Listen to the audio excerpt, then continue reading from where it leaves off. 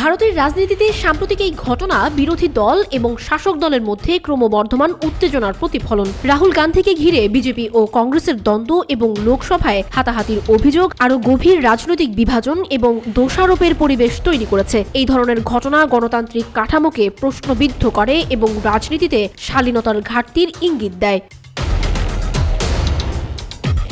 এফআইআরে উল্লেখিত ধারাগুলি ইঙ্গিত দেয় যে ঘটনাটি আইনগত দিক থেকে যথেষ্ট গুরুত্ব পাচ্ছে, বিশেষত ১১৭ ধারার গুরুতর অভিযোগ এবং সিসিটিভি ফুটেজ পরীক্ষা করার সিদ্ধান্ত পুলিশি তদন্তের গভীরতাকে বোঝায়। তবে খুনের চেষ্টার মতো গুরুতর অভিযোগ অন্তর্ভুক্ত না করায় এটি রাজনৈতিক রং পেয়েছে বলেও অনেকে মনে করছেন।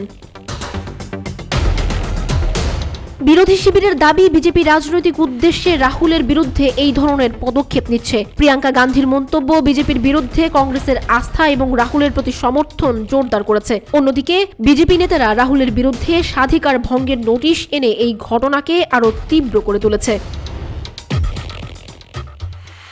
অমিত শাহর ফ্যাশন মন্তব্য এবং তা ঘিরে বিরোধীদের প্রতিক্রিয়া নতুন এক বিতর্ক সৃষ্টি করেছে। এটি আরও স্পষ্ট করে দেয় যে সংবিধান এবং আম্বেদকরের নাম নিয়ে রাজনৈতিক বিতর্ক এবং ক্ষমতার লড়াই চলছে। এই ধরনের ঘটনাগুলি সংসদীয় কার্যক্রমের মর্যাদাকে ক্ষুণ্ণ করে এবং জনসাধারণের মধ্যে নেতিবাচক বার্তা প্রেরণ করতে পারে। এই পরিস্থিতি সামলাতে উভয় পক্ষকেই আরও দায়িত্বশীল ভূমিকা পালন করতে হবে, নতুবা এই ধরনের রাজনৈতিক সংঘর্ষ দেশের গণতান্ত্রিক প্রতিষ্ঠানের প্রতি জনগণের আস্থা কমিয়ে দিতে পারে।